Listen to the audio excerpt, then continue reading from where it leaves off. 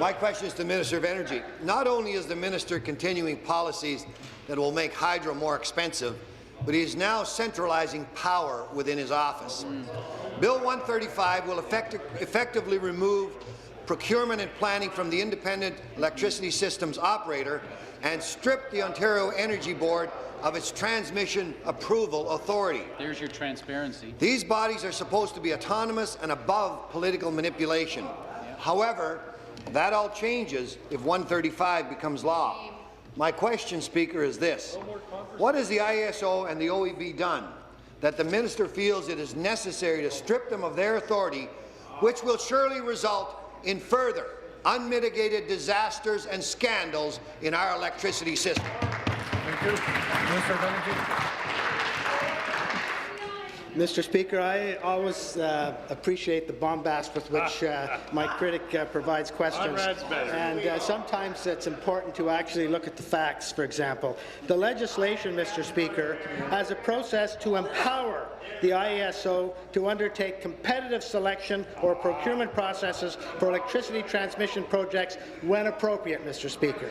In terms of energy system planning, the legislation would enshrine the long-term energy planning process that was developed in 2010 and 2013, Mr. Speaker, to ensure that future long-term plans are developed consistent with the principles of cost-effectiveness, reliability, clean energy, community and Aboriginal engagement. Particularly, Mr. Speaker, in terms of transmission, the Independent Electricity System Operator would be authorized to plan and undertake competitive approaches for transmission selection and procurement. Mr. Speaker, it gives power to the IESO in planning and procurement.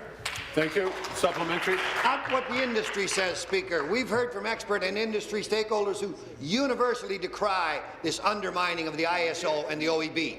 They say this is no way to manage an energy system in the 21st century.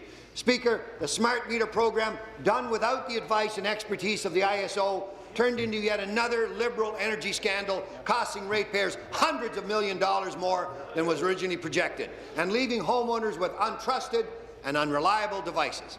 Another example is the Niagara-Caledonia-Middleport transmission line, which the OEB said was unnecessary.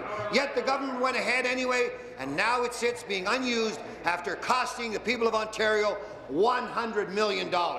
Speaker, will the minister tell us who will protect generators, stakeholders and ratepayers from further Liberal disasters and scandals if Bill 135 becomes law? Thank you. Minister.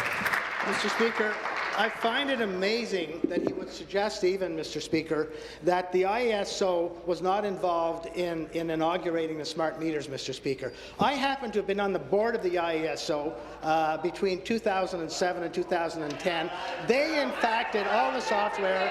They did all the work to create the smart meters, Mr. Speaker. They did all the oversight in implementing smart meters, Mr. Speaker. So I don't know where he gets off by saying the ISO had nothing to do with smart meters. They created the software, they created the program, they created all the oversight for implementation, Mr. Speaker. So he better get his facts straight. Yeah.